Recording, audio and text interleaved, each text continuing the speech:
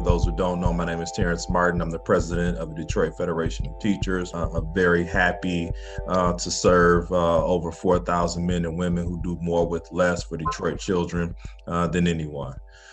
As many of you know, we have been struggling with the idea of returning to school face-to-face and returning to school through virtual instruction. Since the mandatory closure back in March from the governor, we've been really thinking about how do we get our students and staff back safely. And so many of you know that the district has put out a plan to do so some months ago. And when that plan was released, that plan was developed really without the input of the classroom teacher and support staff and ancillary staff that are going to be charged with implementing such a plan. And so since then, we have been very vocal and adamant about the things that we believe need to be added and need to be lifted up within that plan. And we've done so. Things have been extremely slow up until the point of a couple of days ago. But since then, when you look at the numbers in and around the Detroit area and the state of Michigan, increasing with new COVID cases, when you consider other school districts around the country who have already gone back face to face, and the debacle that exists with trying to do this, and just the overall fear and anxiety from teachers and staff about going back into an environment that they believe is potentially unsafe, my members spoke loudly and clearly. And on last night, we took a historic vote, 90% or 91% vote to authorize a safety strike if need be. Obviously, this did not come as a very easy decision, but a decision that we thought was necessary to protect the health and safety of our students and to protect the health and safety of our staff. And many of you may want to know, well, what is a safety strike? Is this the same as what we would typically see when teachers withhold service from the district or from students? And this is not that. What we are essentially saying is that we are ready and willing to work virtually, but not in person until the needs and demands of our students and staff relative to health and safety are met. And that is including but not limited to proper ventilation in classrooms and in buildings, social distancing, measures that deal with when people or if people contract the virus, making sure that choice of whether to work virtually or whether to work in person are choices that are given to all staff, not just classroom teachers, just to name a few of the things. Proper PPE provided to all staff, proper PPE provided to all students, making sure that our online platform is at a level that is conducive for all students. And so these are the things that we are certainly fighting for. And we look forward to continuing to negotiate those things at the bargaining table with the school district. Over the last 3 days, we have really gotten the attention of our school board members, and a number of them have been a part of those conversations. There has been some movement on the district's part because of their involvement, but obviously we're still not there. And again, our goal at this point is to continue to go through professional development, as many of our members have. To continue to work towards resolution. We miss our children. We want to be with our children. We would love to be face-to-face 100% with our children, but we recognize right now that that's just not the case and it's not safe to do so. But we are ready and looking forward to servicing children virtually in a space that is healthy, in a space that is safe. And I certainly appreciate the community who has backed us and supported us through such a tough time.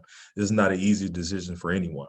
from the school board, for the district, and for teachers and staff. But collectively, hopefully, we can develop something that is best and is healthy and safe for all.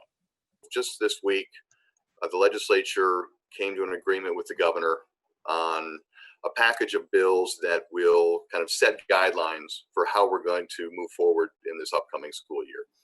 And I just want to start out by saying that there is no good answer for providing education during a pandemic.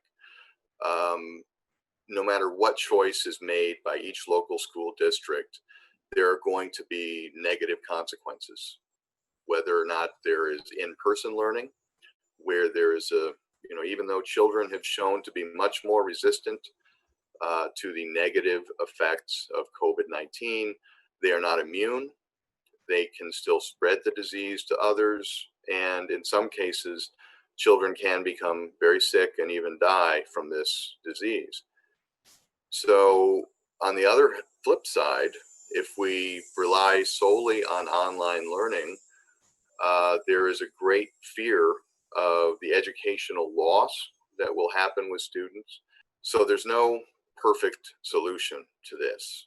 And frankly, a message we have for our members who are teaching staff and other support staff and administrators throughout DPS and throughout the state, and to parents and students, is it's okay to not be okay right now. And so the legislature and the governor have agreed to legislation that will pretty much leave decision making as to how schools will operate in this upcoming year in the hands of school boards and superintendents and each local school district.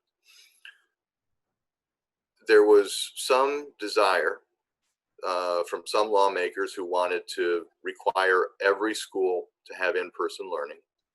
There was some desire from other lawmakers who wanted to solely do online learning, at least until certain benchmarks were met in terms of the spread of the disease. So the final compromise, again, as I said, leaves those decisions in the hands of each school district.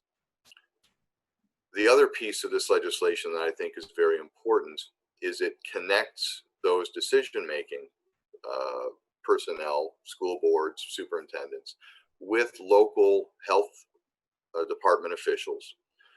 And every one of these decisions, to do online learning, to do in-person learning, some kind of blend of each, is going to be informed by data from local public health experts on what the spread of the disease is doing in that area.